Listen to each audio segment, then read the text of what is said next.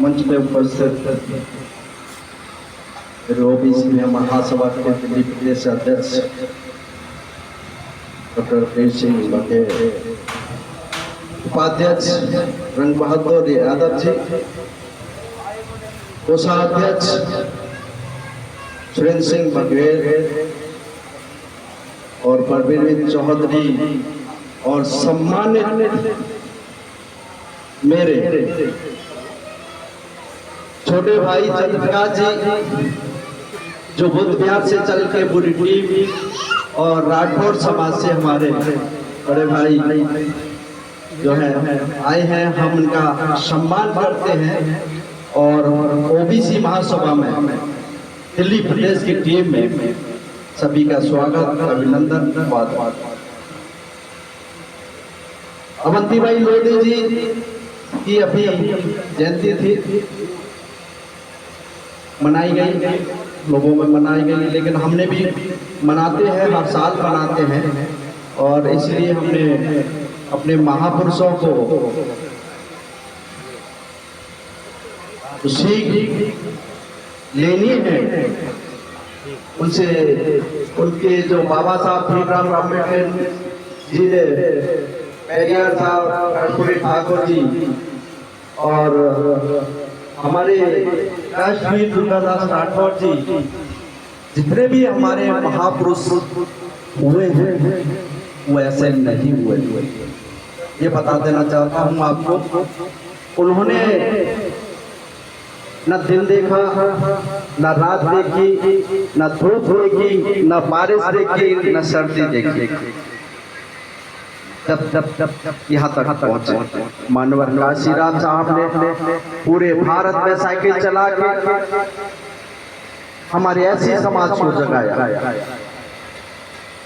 हमारा सौभाग्य है कि ऐसे लोगों को हम भारत में रहते हैं। ओबीसी महासभा कई सालों से दिल्ली प्रदेश में संघर्ष कर रही है और हमारे दोबारा से अध्यक्ष दिल्ली प्रदेश के जो प्रेम सिंह बघेल हैं, उनके नेतृत्व में हम लोग काम कर रहे हैं। और ये ऊपर वाले ने चाहा तो कारमा कुछ ही सालों में बहुत बड़ा कारवा होगा। और एक और बात बता देना चाहता हूं कि हमने जो ओबीसी महासभा की तरफ से एक ज्ञापन दिया था हमारे सीएम रेखा गुप्ता जी को, वो हमारा आगे अपने ओबीसी डिपार्टमेंट उन्होंने मार्क करके भेज दिया है कि इनकी सुनवाई की जाए और जाति जनगणना और हमारा ओबीसी वर्ग का जो हिस्सेदारी नहीं है दिल्ली प्रदेश में, चाहे विधानसभा ले लो, चाहे लोकसभा ले लो, चाहे नगर निगम में ले लो, हमारी कोई हिस्सेदारी यहाँ सुनिश्चित नहीं करी है। ऐसी समाज के लिए सुनिश्चित है, लेकिन ओबीसी के लिए कोई सुनिश्चित जगह नहीं बनाई हुई है इन लोगों ने।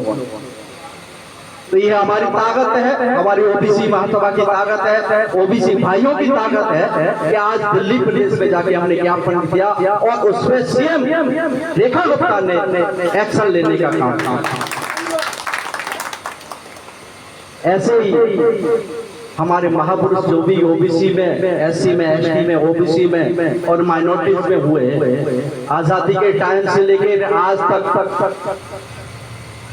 हमें उनसे प्रेरणा लेनी चाहिए कि उन्होंने कैसे मेहनत करके देश में जागरूकता लाई और आंदोलन करके सीने पे गोली खा के और देश को आजाद कराया। ये कांग्रेस पार्टी का ही दम है। मैं बता देना चाहता हूं आपको,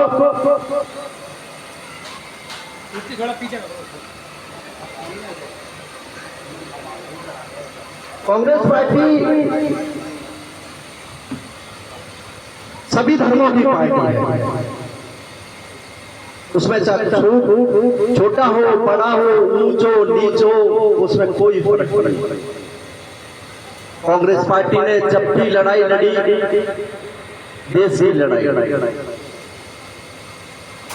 आज 11 साल से बीजेपी सरकार चेंज सरकार में बैठी है, दूसरा दिल्ली प्रदेश में इस साल ही उनकी सरकार बनी है, लेकिन हमारे लोगों के लिए अभी तक कोई काम उचित नहीं किया गया।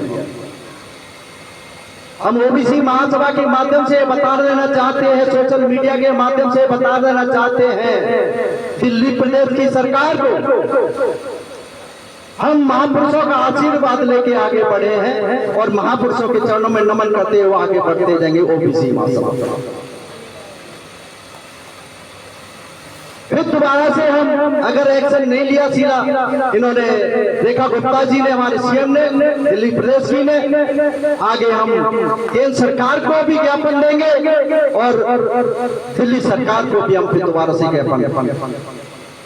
हम चाहते हैं कि हमारी ओबीसी के लोगों के लिए काम हो। ओबीसी वर्ग हमेशा वोट देता आया है, राजनीति नहीं करी, और जो भी राजनीति करी हमारे लोगों ने, हम लोगों से वोट देके उनको पीछे छोड़ दो। मैं ओबीसी महासभा दिल्ली प्रदेश की टीम को बधाई देता हूं कि हम लोग बहुत बड़े तरीके से, बड़े पैमाने पे दिल्ली प्रदेश में भाई चंद्रप्रकाश के नेतृत्व में, राठौर जी के नेतृत्व में ये कार्यक्रम बढ़ाने जा रहे हैं। पूरी टीम हमारी ओबीसी महासभा की दिल्ली प्रदेश में काम करेगी और घर घर जाके बताएगी इन लोगों की हरकतों को, जो हमारे लोगों को प्रताड़ित करते हैं, हमारे अधिकार को मारते हैं। ये बता देना चाहता हूँ दिल्ली प्रदेश की सीएम को, अगर ये बात हमारी नहीं सुनवाई करी तो हम बड़े पैमाने पे ऑल ओवर भारत से आके सारे ओबीसी डिपार्टमेंट में ओबीसी महासभा की टीम आंदोलन, बहुत बड़ा आंदोलन करेगी। हमारी कोर कमेटी के मेंबरों से हमारी अध्यक्ष साहब की बात हुई है, एक बड़ा प्रोग्राम रखिए, घेराव करके, संसद का घेराव करके हम आपके साथ हैं। पूरी भारत में ओबीसी महासभा के लोग आएंगे और इनको घेराव करेंगे, हमारे अपने अधिकार के लिए लड़ाई लड़ेंगे, जातीय जनगणना की लड़ाई लड़ेंगे, जो हमारे अधिकार है शिक्षा क्षेत्र में, नौकरियों के क्षेत्र में, चाहे स्वास्थ्य के मामला हो, वास के वहाँ पे भी, सचिवालय में भी हो, हर जगह हमारी ओबीसी की हिस्सेदारी होनी चाहिए। इसलिए मैं बता देना चाहता हूँ भाइयों, आपको जागरूक बनना पड़ेगा, ओबीसी के अधिकार मांगने के लिए जागना पड़ेगा, उठना पड़ेगा, राजनीति में हिस्सेदारी लेनी पड़ेगी। ऐसे लोगों से दूर रहेंगे आप जो हमारा वोट लेके, हमारे समाज के कुछ लोग, चंद लोग हमको पीछा छोड़ के और उस संसद में बैठ जाते हैं, विधानसभा में बैठ जाते हैं, एमसीडी में बैठ जाते हैं। तो ऐसे लोगों से आप दूर रहिए। जो आपके लिए काम कर रहा है उन लोगों को आगे लेके आइए। हमारे चंद्रप्रकाश भाई भी काम कर रहे हैं, राठौर भाई भी काम कर रहे हैं और हमारे अध्यक्ष साहब भी काम कर रहे हैं, हम लोग भी उनके पीछे काम कर रहे हैं। ये आश्वासन देता हूँ कि माइनॉरिटी डिपार्टमेंट में ओबीसी में आता हूँ, लेकिन माइनॉरिटी डिपार्टमेंट को भी इन्होंने कुछ नहीं समझा है। आपने सभी ने पूरे भारत में, देश में देखा है कैसे बॉम्ब लिंचिंग हुई। बॉम्ब लिंचिंग के साथ साथ लोगों ने देखा, कल डॉक्टर लक्ष्मण यादव का भाषण सुन रहा था रात को सोशल मीडिया के माध्यम से। वो कह रहे थे जब हम लोग चुपचाप बैठे थे, जब माइनॉरिटी डिपार्टमेंट में बॉम्ब लिंचिंग हो रही, बॉम्ब लिंचिंग देख रहे थे, उसके बाद भी हमने कुछ नहीं कहा, उनके साथ नहीं किया।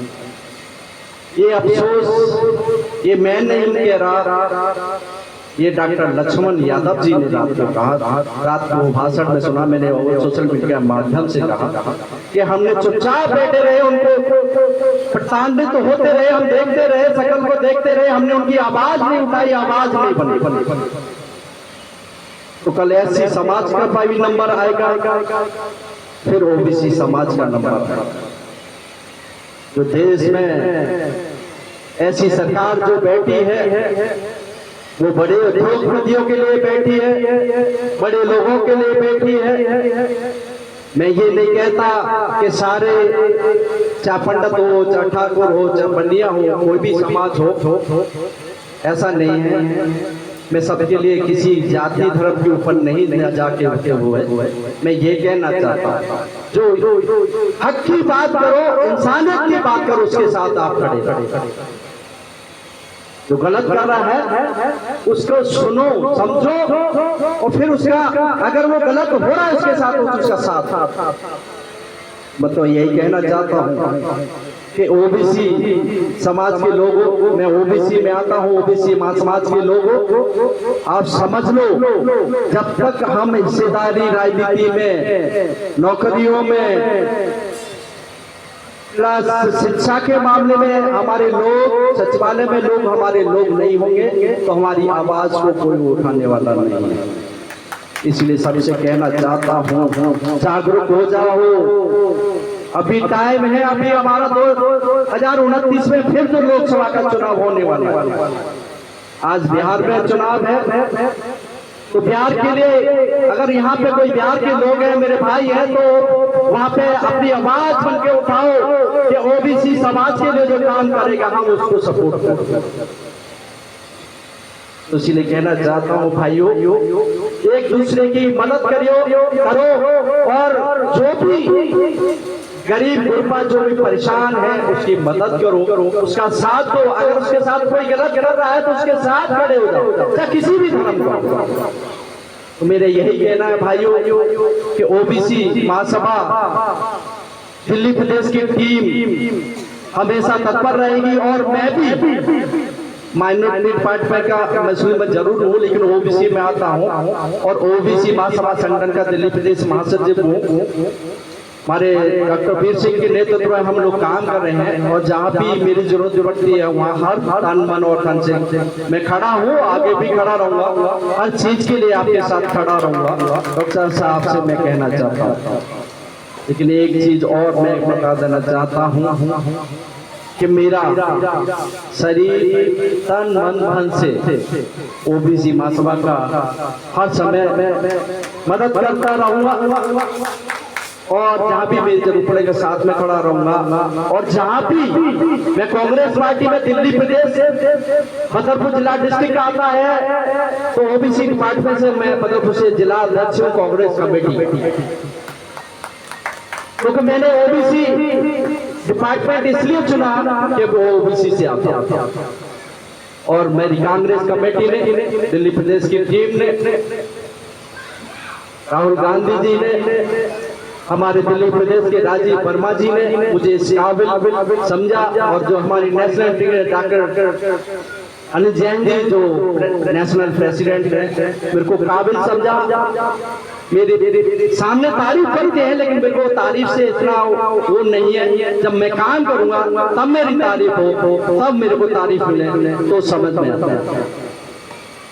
मैं दिल्ली प्रदेश में मैं अपनी नाम बड़ाई नहीं करना चाहता, लेकिन मुझे आश्वासन दिया है कि आप काउंसलर की तैयार करो। संगप्यार विधानसभा से 169 वार्ड से आपको बेफिक्र होकर तैयारी करो। 169 वार्ड से आपको पूरी सपोर्ट मिलेगी, और हम टिकट का भी पूरा आश्वासन देते हैं कि आपको टिकट देंगे। और मैं धन्यवाद करता हूँ राहुल गांधी जी का, नेशनल हमारे प्रेसिडेंट अनिल जैन जी का, दिल्ली प्रदेश की टीम, हमारी जो राजीव वर्मा जी है, और जितेंद्र बघेल जी ने मेरा आश्वासन दिया है, क्योंकि मेरे भतीजे के वो फ्रेंड भी हैं, सफीक अहमद बंटी के फ्रेंड भी हैं वो जितेंद्र बघेल जी। उन्होंने कहा कि आप काम करिए, ओबीसी के लिए काम करिए, हम आपके साथ खड़े हैं।